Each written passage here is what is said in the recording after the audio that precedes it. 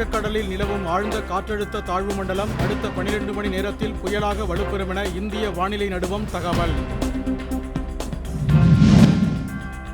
தங்கம் விலையில் பவுனுக்கு 200 ரூபாய் உயர்வு. சென்னையில் 1 பவுன் அணிகலன் தங்கம் 56,840 ரூபாய்க்கு விற்பனை.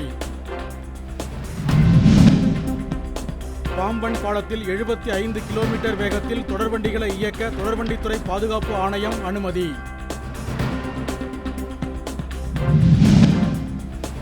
அதிமுக பொதுக்குழு கூட்டம் சென்னை வானகரத்தில் டிசம்பர் 15ஆம் தேதி நடைபெறும் என எடப்பாடி பழனிசாமி அறிவிப்பு.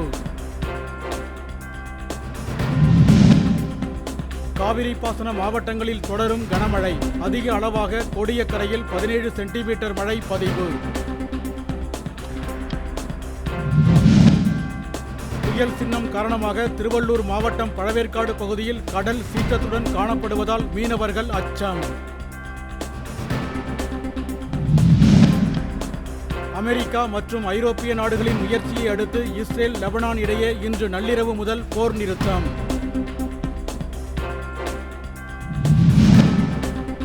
நான்கு நாட்கள் அரசுமுறை பயணமாக தமிழகம் வந்தார் குடியரசுத் தலைவர் திரௌபதி முர்மு. கோவையிலிருந்து உதகைக்கு சாலை வழியே பயணம். கனமழை எச்சரிக்கை எதிரொலி. சென்னை பல்கலைக்கழகம் மற்றும் அழகப்பா பல்கலைக்கழக இணைப்பு கல்லூரி தேர்வுகள் ஒத்திவைப்பு. ஊக்கமருந்து சோதனை மாதிரியை ஒப்படைக்காத புகாரில் மல்யுத்த வீரர் பஜ்ரங் புனியாவுக்கு தேசிய ஊக்கமருந்து தடுப்பு முகமை 4 ஆண்டுகள் தடை.